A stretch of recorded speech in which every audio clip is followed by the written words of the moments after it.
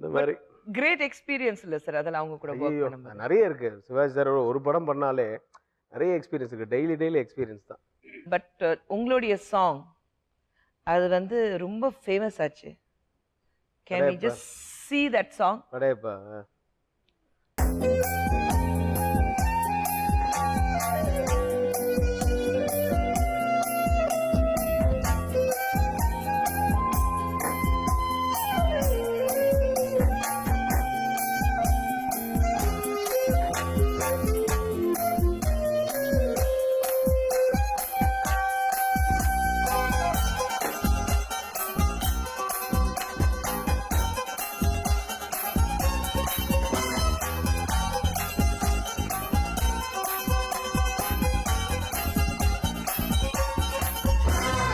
Yes. அவ்வளோ lengthy shot single ஷாட்டை பண்ணீங்க. ப்ராக்டிஸ் பண்ணீங்களா ரொம்ப நேரம்? ஏன் கேட்குறீங்க? அது பெரிய கதை. நான் ஆக்சுவலாக அந்த படையப்பால படம் ஃபுல்லாக முடிஞ்சிருச்சு. ஒரு இந்த மாதிரி அந்த ஃபைனல் இந்த செட்டு மட்டும்தான் பேலன்ஸ். மற்ற எல்லா ஒர்க்கும் முடிச்சிச்சு. நான் எடிட்டிங் பயங்கரமாக ஃபாஸ்ட்டாக டே நைட் பண்ணிகிட்டு இருக்கேன். படம் ரிலீஸ் பண்ணோம். அது மாதிரி நேரத்தில் இந்த சாங் மட்டும் தான் நான் பேலன்ஸ். அப்புறம் அவர் கூப்பிட்றாரு, என்ன பண்ணீங்க எடிட்டிங் வாங்க இந்த படத்தில் நடிக்கல சார். நாட்டாமையில் கூட கடைசியாக கை காமிச்சேன்ல அது மாதிரி. கடைசி ஷாட்டில் நீங்கள் வரக்கூடாது, முன்னாடியே பண்ணிருந்தேன் அப்படின்றாரு அவர். சரி இல்லை வரல சார், நான் சும்மா நாளைக்கு வந்து ஏதாவது அந்த குரூப்போட சேர்ந்து ஒரு க்ளோஸ்அப்பில் உங்கள் கூட வந்து நான் பேக்ரவுண்டில் வந்து ஆடிட்டு எனக்கு ஒரு க்ளோஸ்அப் வச்சிடறேன் சார், டான்ஸர்ஸ் இருக்காங்கல்ல அந்த மாதிரி ஒன்று பண்ணிடுறேன் அப்படின்னு. சரி ஓகேன்றார்.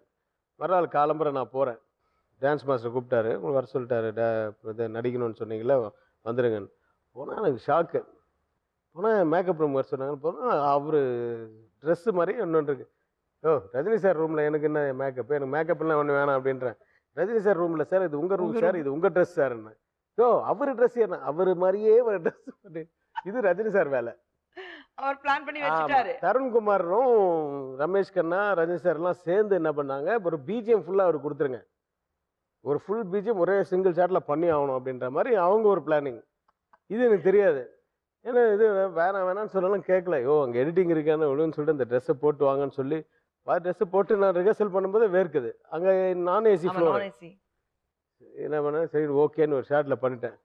ஒன் மோர் 7 டேக் வாங்கினாங்க. வேணும்னே 7 டேக் வாங்கினதுக்கப்புறமா இது இவங்களெல்லாம் பேருக்கு அப்படின்றாரு தருண். இது வந்து உண்மை ரஜினி சார் சொல்கிறாரு. Ramesh Kanna sir one more sir, இல்லை நான் அங்கே கொஞ்சம் மிஸ் ஆயிடுச்சு, இங்கே மிஸ் ஆயிடுச்சுன்னு சொல்லி 7 ஷர்ட் வாங்கிட்டு கிட்டத்தட்ட 4வது டேக்கு அப்புறம் கேமராவே ஓடல. ஃபஸ்ட்டு டேக்கே ஓகேன்றாங்க. அப்புறமா